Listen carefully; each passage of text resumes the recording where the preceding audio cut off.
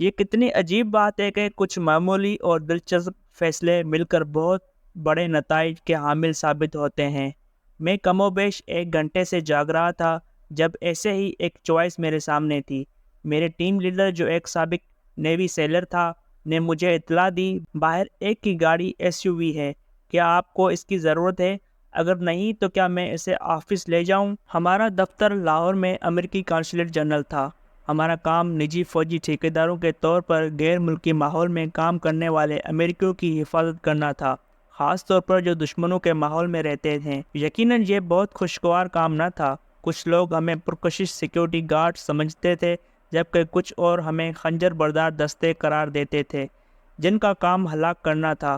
بہرحال ہمارا جو بھی کام تھا بہت اہمیت کا حامل تھا۔ اگر ہم نہ ہوتے تو بیرونی ممالک میں کام کرنے والے بہت سے مزید امریکی ہلاک ہو چکے ہوتے۔ میری پسند کی گاڑی ایک ایس یو وی تھی۔ ایک مرتبہ افغانستان میں کسی مشن پر ایک بڑی ایس یو وی لے گیا جس کا فریم ٹوٹ گیا۔ ہم بہت مشکل سے اسے واپس لائے۔ ہمارے پاس یہاں لاہور میں ایک چھوٹی سائز کی ایس یو وی تھی۔ اسٹیل باڈی کی وجہ سے یہ آرمرڈ گاڑی ہمارے اعتبار کی تھی۔ ٹیم ورک کا مظاہرہ کرتے ہوئے میں نے اپنے ساتھی سے کہا کہ وہ ایس یو وی لے جائے، میں سفید سیڈان لے جاؤں گا۔ میرا ارادہ لاہور کی گلیوں میں کار چلانے کا تھا۔ اس کے بعد واقعات کا وہ سلسلہ شروع ہوا جو جان ایف کینیڈی اسکول اور ہارورڈ یونیورسٹی میں ایک اسٹڈی کیس کے طور پر دیکھا گیا کہ کس طرح چھوٹے چھوٹے واقعات مل کر ایک خوفناک بحران کی شکل اختیار کرتے ہیں۔ یہ واقعہ لاہور میں پیش آیا اور ہمیشہ ہمیشہ کے لیے میرے نام کے ساتھ جڑ گیا۔ ایک چھوٹی سی غلطی اور ایک اہم سنگین سفارتی بحران آپ کے در پہ، اور آپ تمام عمر اس سے پیچھا نہیں چھڑا سکتے۔ اگر میں اس صبح قدرے جلدی بیدار ہو جاتا تو شاید یہ واقعات پیش نہ آتے۔ میں اس واقعے سے کوئی ہفتہ بھر پہلے ہی لاہور آیا تھا۔ یہ گزشتہ 2 سال کے دوران میرا پاکستان کا نواں دورہ تھا۔ میں نے اپنا نصف وقت افغان سرحد کے قریبی شہر پشاور جبکہ نصف لاہور میں بسر کیا تھا۔ 1 کروڑ سے زائد آبادی کا یہ شہر صوبہ پنجاب کا دارالحکومت ہے اور لاتعداد مساجد، تعلیمی اداروں اور مارکیٹوں کی وجہ سے مشہور ہے۔ شہر میں سیر کے دوران ہم نے خیال رکھنا تھا کہ کسی ناخوشگوار واقعے کا سامنا نہ ہو۔ پلیز مجھے غلط نہ سمجھیں، بطور سیکیورٹی کنٹریکٹر ہم نے بہت سے اہم افراد کی حفاظت کو یقینی بنانا تھا۔ غیر ملکی علاقہ ہونے کے باوجود میرا کام عام طور پر غیر معمولی تھا اور یہ وہی راستہ تھا جسے میں نے پسند کیا۔ ہم ایک عظیم کام کر رہے ہیں۔ اس وقت پاکستان امریکہ مخالف جذبات سے کھول رہا تھا، چنانچہ ہمارا کام مزید دشوار ہو چکا تھا۔ کچھ عرصہ پہلے میں یو ایس ایڈ کے افسران کی حفاظت پر مأمور تھا جو افغانستان کے دیہی علاقوں میں چھوٹے مکانات اور سڑکیں تعمیر کرنے کا پروگرام رکھتے تھے۔ ہم مقامات کا جائزہ لینے کے لیے روانہ ہوئے، لیکن میں نے ہر کسی کو خبردار کیا کہ یہ ملک بارودی سرنگوں سے بھرا ہوا ہے، چنانچہ وہ محتاط رہیں۔ تاہم گروپ میں شامل ایک خاتون کوئی تصویر لے رہی تھی کہ میں نے اسے چلا کر خبردار کیا وہ کوئی اور قدم نہ اٹھائے کیونکہ وہ بارودی سرنگوں کے درمیان کھڑی ہے۔ پھر میں نے اس پارٹی کو بہت مشکل سے اس خطرناک علاقے سے نکالا۔ سیکیورٹی کنٹریکٹر کا سب سے مشکل کام ایسی ناگہانی صورتحال سے بچنا اور اہم افراد کو بچانا ہوتا ہے۔ کبھی آپ دوستوں کے ساتھ بیئر پی رہے ہوتے ہیں، کبھی آپ کی لاشیں بیگ میں بند ہو کر واپس وطن جا رہی ہوتی ہیں۔ افغانستان اور پاکستان دونوں کا ماحول یکساں طور پر خطرناک ہے، تاہم اس ناگہانی پن کا ممکنہ تدارک کرنے والی چیز آپ کی مہارت ہے، کیونکہ آپ عام افراد نہیں ہیں۔ آپ نے ایسے ہی مواقع سے نپٹنے کی اعلیٰ ترین مہارت حاصل کی ہوتی ہے۔ بہت سے جنگی ماہرین ریٹائرمنٹ کے بعد طویل عرصے تک بہت کامیابی سے سیکیورٹی کنٹریکٹر کے فرائض سر انجام دیتے ہیں۔ طویل تجربہ انہیں بہتر اور فوری فیصلے کرنے اور جان بچانے کے قابل بناتا ہے، لیکن اس کام میں ایک اہم عامل قسمت بھی ہے۔ جس دن قسمت آپ سے روٹ گئی، مہارت اور حربے صلاح دھڑے کے دھڑے رہ جاتے ہیں۔ ایک بات آپ نہیں جانتے کہ قسمت آپ کو کتنے مواقع دینا چاہتی ہے، کیونکہ خطرہ مستقبل ہے، اس لیے یہ آپ پر منحصر ہے کہ آپ پریشان ہوتے رہیں یا اسے ایک معمول کے طور پر لیں۔ اب واپس لاہور میں پیش آنے والے واقعات کا ذکر کرتا ہوں۔ جب میں نے اس سفید سیڈان کا اسٹیئرنگ سنبھالا اور اسکاچ کارنر کے اس احاطے سے باہر آیا جہاں میری ٹیم ٹھہری ہوئی تھی، میرے ذہن میں خود کو درپیش کام کے سوا کچھ نہ تھا۔ باہر جانے کا مقصد اس راستے کا جائزہ لینا تھا جس پر مجھے 3 دن بعد سفر کرنا تھا۔ میں اس راستے پر ممکنہ خطرناک مقامات کی نشاندہی کرنا چاہتا تھا۔ میری نظریں کسی خطرناک مقام کی نشاندہی کے لیے ادھر ادھر بھٹک رہی تھیں۔ پاکستان جیسے ملک میں آپ کو ہمیشہ ہی چوکنا رہنا پڑتا ہے۔ دہشت گردی کی جنگ کے آغاز کے بعد سے پاکستان میں امریکہ کے سفارتی مشن پر درجنوں حملے ہو چکے تھے۔ اس کے علاوہ امریکی بزنس مقامات بھی حملوں کا نشانہ بن چکے تھے۔ 2010 میں دہشت گردی کی کارروائیوں میں ہلاک ہونے والے پاکستانیوں کی تعداد افغانوں سے کم نہ تھی۔ حالانکہ یہ جنگ پاکستان میں نہیں افغانستان میں لڑی جا رہی تھی، کم سے کم سرکاری طور پر یہی کہا جاتا تھا۔ باوجود اس کے کہ لاہور بہت بڑا شہر ہے، یہاں کبھی اس طرح کا خطرہ محسوس نہیں کیا جتنا کراچی میں، جہاں دہشت گردی کے حملے ایک معمول تھے۔ یقیناً لاہور بغداد نہ تھا، لیکن پھر یہ قصاص بھی نہ تھا۔ میں عصب عادت چوکنا لیکن ماحول کا لطف لے رہا تھا۔ میں ایک گانے کو یاد کر کے مسکرا رہا تھا۔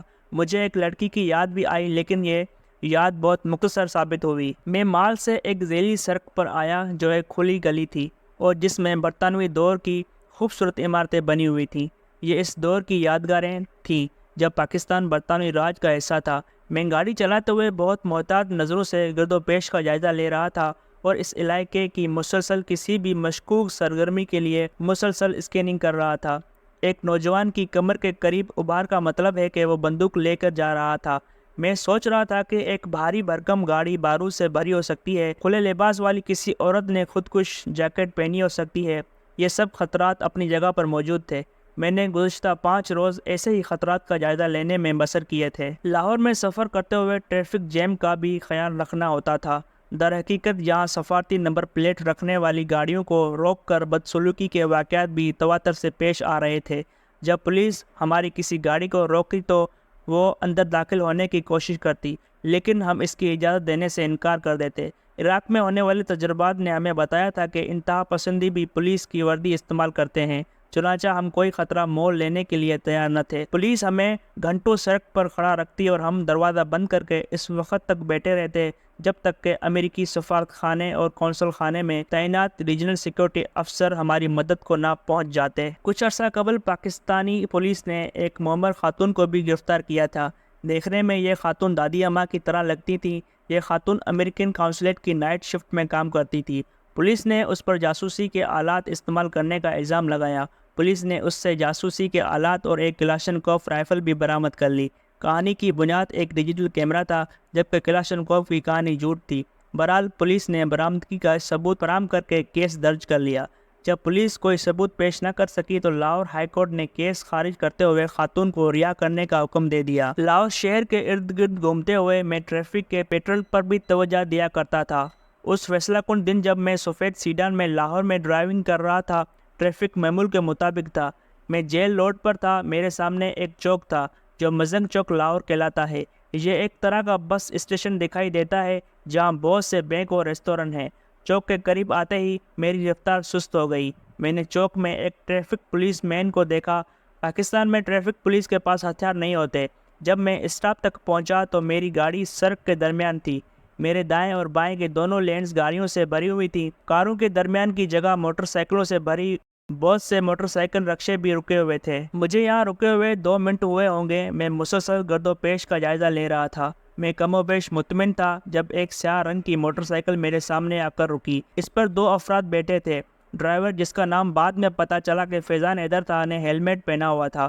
دوسرا شخص محمد فہیم اس کے عین پیچھے بیٹھا تھا، لیکن اس کے جسم کا رخ میری طرف تھا۔ میں نے اس کے ہاتھ میں پستول دیکھ لیا تھا۔ پاکستان میں شہریوں کے پاس ہتھیار پائے جاتے ہیں۔ ضروری نہیں کہ انہیں کسی خطرے کا سامنا ہو یا وہ کسی کے لیے خطرے کا باعث بنے، لیکن جب کوئی کسی مصروف چوک میں سڑک کے درمیان آپ پر پستول تان لے تو پھر تمام معروضات تبدیل ہو جاتے ہیں۔ وہ شخص آپ کے لیے فوری خطرہ بن جاتا ہے۔ جب زیادہ تر افراد کو جان کا خطرہ لاحق ہوتا ہے تو خوف سے ان کے حواس جواب دے جاتے ہیں، ان کا ذہن کام کرنا چھوڑ دیتا ہے۔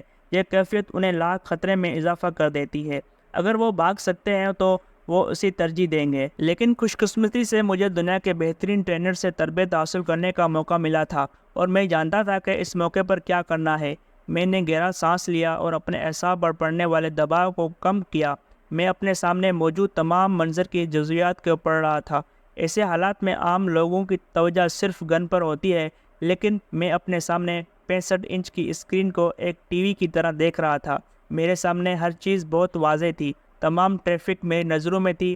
ان افراد نے یونیفارم نہیں پہنے ہوئے تھے، چنانچہ ان کا تعلق کسی قانون نافذ کرنے والے ادارے سے تو نہیں تھا۔ میرے سامنے 2 نوجوان تھے جن کے پاس گن تھی۔ اب میری توجہ اس گن پر مرکوز ہو گئی۔ ایسا لگتا تھا جیسے وقت کے لمحات سست ہو گئے ہیں۔ میں نے بیک مرر سے دیکھا اور اپنے توجہ آگے کی طرف مرکوز کر لی۔ دائیں بائیں اور پھر اسے موٹر سائیکل سواروں کی طرف دیکھتے ہوئے میں محتاط ہو گیا۔ موٹر سائیکل بالکل میری کار کے سامنے تھا۔ ہر طرح کے اشاروں کنایوں سے ان کی شناخت ہو چکی تھی۔ میں نے پیچھے بیٹھے شخص کو جیب سے گن نکالتے اور اپنی طرف بلند کرتے دیکھ لیا تھا۔